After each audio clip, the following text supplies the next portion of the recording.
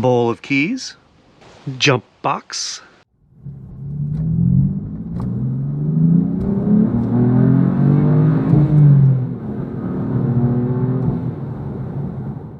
well, hey y'all, welcome back to Doug's Cars. It's been a while since I've been able to send a video out. Things have been really crazy busy around here. So I'm gonna go ahead and just do a quick little fleet update for you today and just try to go over what's sitting around here, what needs to be started, what needs to be run, and what projects need to be done on some of these vehicles. Two of them are not mine, so let's go ahead and get started with those because those might be leaving here sooner than later, or maybe not. I'll explain why in just a second. All right, I'm gonna start up the old Buick here. Roadmaster. It's a 1991. Still has the old school square and round keys. Does not have the LT1 V8. This just has a 305.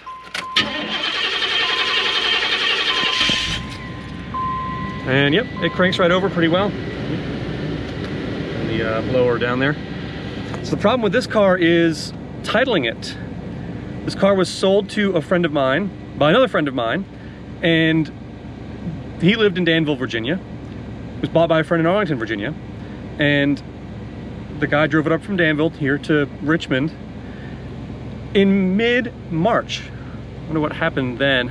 Oh, that's right. The DMV closed for like ever. So yeah, this has been sitting at my house unregistered, unfortunately, untitled. The previous owner turned in his tag to the DMV for a refund, which was great. He was able to do that.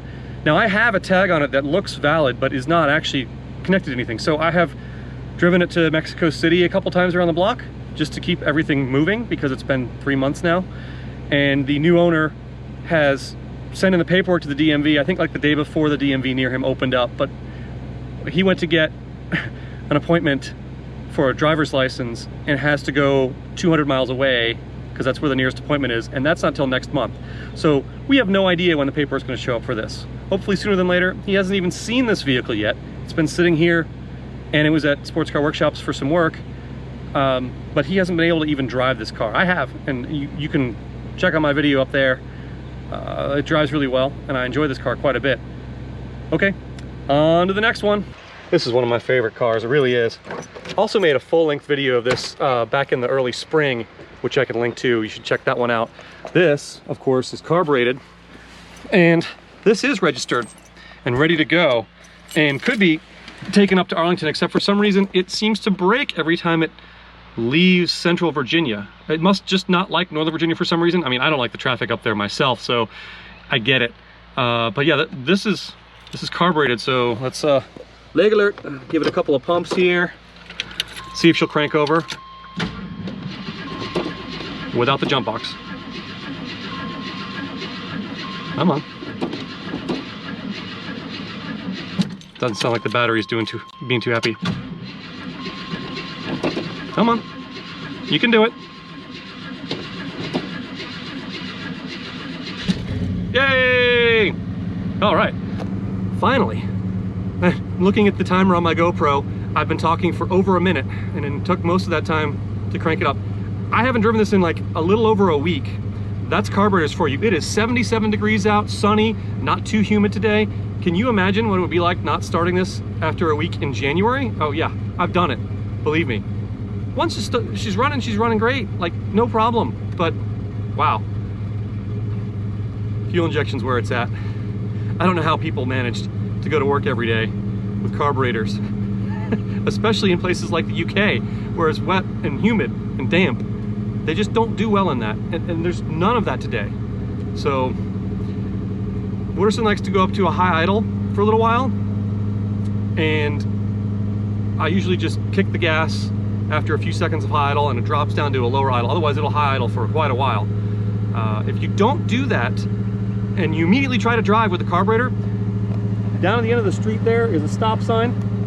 When I get to that stop sign in Wooderson, stalls out every single time. Every single time. As soon as you hit the gas to go through the stop sign, stalls out, unless you let it idle for at least 30 seconds. Once that happens, it immediately restarts, but once that happens, fine, no problem. I have no idea why, other than carburetor. That's your word of the day, carburetor. You don't want one. Okay, so Wooderson's now been idling at the high idle for about 45, 50 seconds. You didn't need to be along for all that. So what I'm gonna do now is just kind of give the throttle a little. And now, what a beautiful idle this vehicle has. I mean, it's just, you can't beat the sound of a 360 V8. You just can't, even if it is carbureted. You know who I'm talking about. Put fuel injection on this. All right, let's move on to one of my cars. My Range Rover Classic County LWB. I think these were HSEs or something else in the UK. I don't know why they changed the name for the vehicle like that, but they did. And so you could get a County as a short wheelbase, but also as a long wheelbase, which is what this one was. So this is a 94, which was last year before the soft dash, which is a 1-year only model, and has the airbags, things like that. So this has still the, well, the older dashboard, not the oldest dashboard of the Range Rovers. But there's a bunch of projects ready to go on this one. Let's see, I've got a cheapo dual stereo. I got some belts here. All these things need to be done. The one I'm currently working on, and that's probably gonna be my next video coming out, is the wood trim in this. So the wood trim in this is really, really nice on the back door. It's dusty because I drove around with the windows down yesterday, but the back door is fine. But up front, no, oh no, and no, yeah. So there's just flakes that come off when you're driving, and it's sharp, it looks unsightly. So I'm gonna just refinish it myself, and I realize some purists may not be happy about that, but the guy who refinishes these wants like what I paid for the vehicle just to refinish the wood trim, and I'm just not gonna do that right now. So I just want it to look better and not break off and flake off onto you while you're driving along. Now, I just drove this yesterday quite a bit. Met some buddies for a quick pint and took a friend home who needed a ride. So this should start right up. This usually doesn't have any problems running. Once in a while, the battery goes flat. If I lock it, the battery will go flat because the alarm has some type of draw on the battery that I haven't figured out. And I haven't figured out how to turn the alarm off. Anyway, all that to say, here we go. Yep, fired right up. Still have the exhaust manifold leak. Both of the exhaust manifolds do not seal well, and that's actually the problem with this vehicle. I finally figured out, because the entire exhaust system was rubbish, quite frankly, and that's now been fixed. With new cats, new Y-pipe, new exhaust, it runs really well now, really well. Replacing the coil under the hood made all the difference.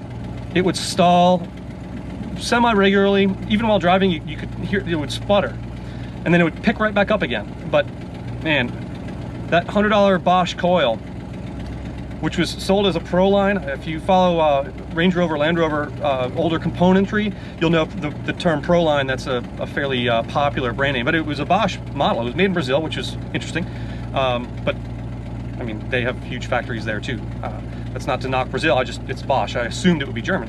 And it just drives so much better now. So I drove this like 35, 40 miles yesterday. I don't need to run this one anymore. Let's go on to the next car, which is also mine. And here we go. This is my daily driver. This is a 2015 BMW i3 BEV, which means it's a basic electric vehicle. This does not have the gas motor in front, so it cannot charge itself. The gas tanks on those are kind of stupid anyway. In order to meet California low emission vehicle regulations, they're software tuned down to like half a gallon or something crazy. So you can only get like an extra 50 miles, which is quite a bit considering that's most of the range of this car on a good day. But you can pick, or at least when I got this around November of 2017. This was a CPO car with 6,000 miles. It now has 25,000 miles on it. So I've added quite a bit in the 2.5 or so years I've owned this car. This is definitely my around town car. I took it on a trip once. I can link to that video. It's terrible. It was one of my first videos. Nothing wrong with the guy who filmed it for me. I just didn't know what I was doing. But I drove this to Cape Hatteras, Hatteras Village itself. Never again. It took like a 4.5, 5 hour drive and made it, I wouldn't get there till like midnight. And I think we left at 2:30 in the afternoon. No, the charging infrastructure, unless you have a Tesla, is still not there.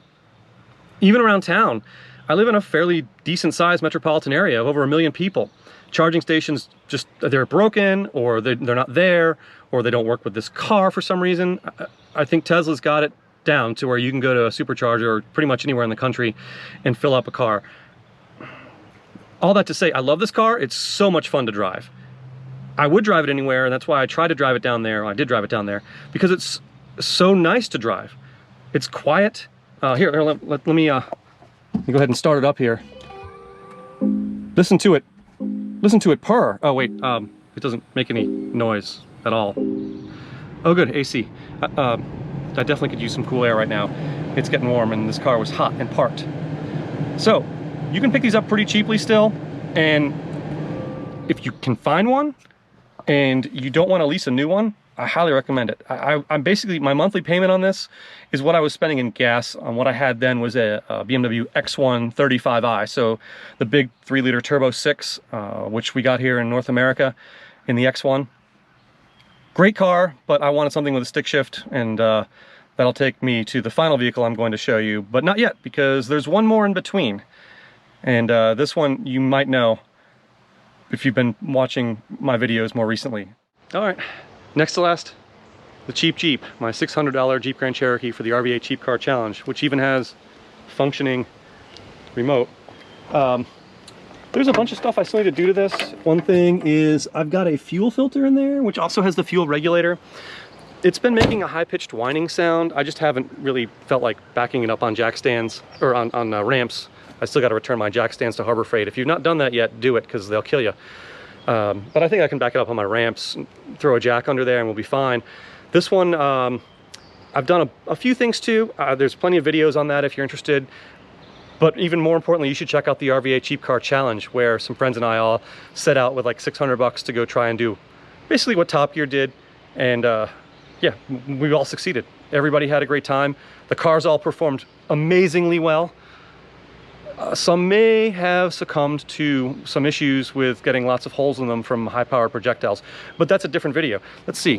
She'll start right up, I'm pretty sure. One thing I will say, I replaced the, in just a couple weeks back, the oil pressure sender, because this was showing no oil pressure, and this vehicle was so cheap, mainly because it has 409,000 miles on it, which is a lot. And so I wanted to make sure that I may not take this to 500,000 miles, but it deserves to get there, and I wanted to make sure it had enough oil pressure.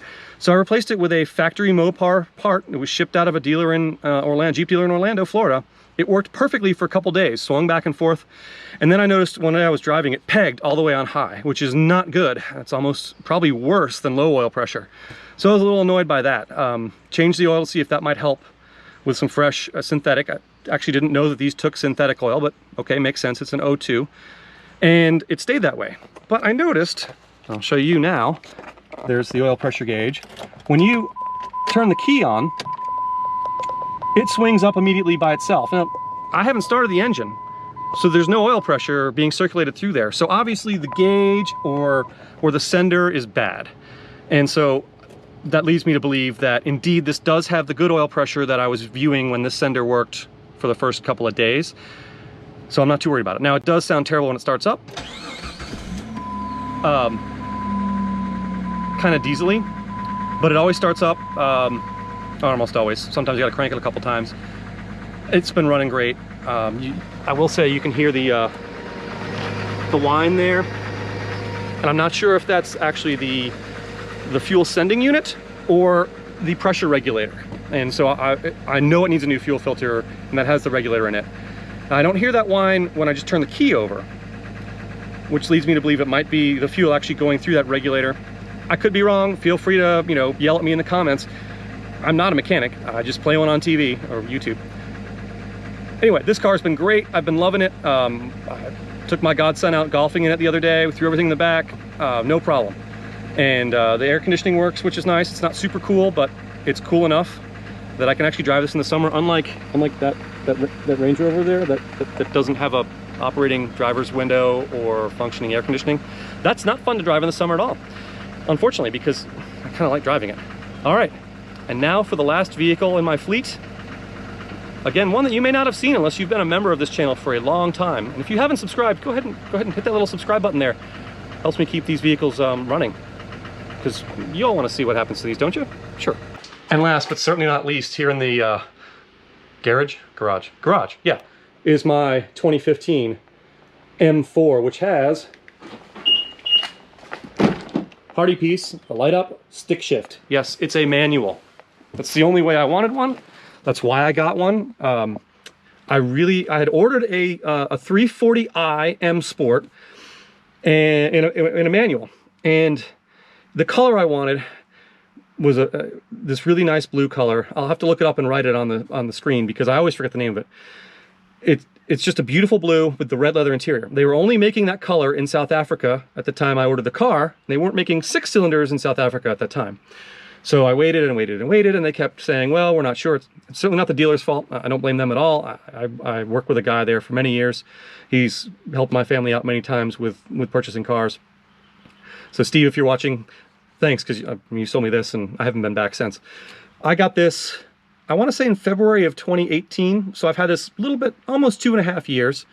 And this is definitely a garage queen. I take it out on Sundays with friends. One of them chipped my windshield with his 911. Yeah. Anyway, it's a really fun car. It's in really good shape for its age. It does have, let me see, I think I've got 47,000 miles on it now. Let's see if it comes up. Yep, 47,357. So this car does have another lovely party piece, which is you can start it in loud mode. Now, right now it's in efficient, which is, I'll never understand why BMW doesn't let you keep your settings on the M buttons when you start the car. You have to redo it every single time. So default is efficient mode for the engine and exhaust, but sport mode for the suspension and the steering, which you don't want. You want comfort mode on those because unless you're on the German Autobahn, the roads are not happy for this car. And the steering is just over boosted when it's, it's electrically boosted. So I want it in, I put it in my M1 setting, which is Sport Plus for the engine. Now what you do is you mash down on the throttle, and I don't know if you heard that, but there's a little whirring sound, and that's the flap opening in the exhaust system. Now when you start it, it's loud. Oh yeah, it's loud.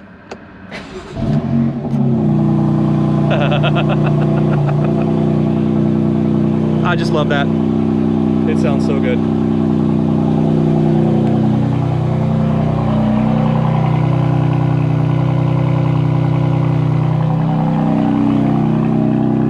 I've made a video of this car too, but it's been a couple of years. So, I've upgraded my camera and my skills just from learning how to do this significantly since then. All in all though, I had a good friend film it and we had a good time, and the video is pretty good. And I can link to that video too if you want to watch my review of this car from a couple years back. So with that, here's the fleet.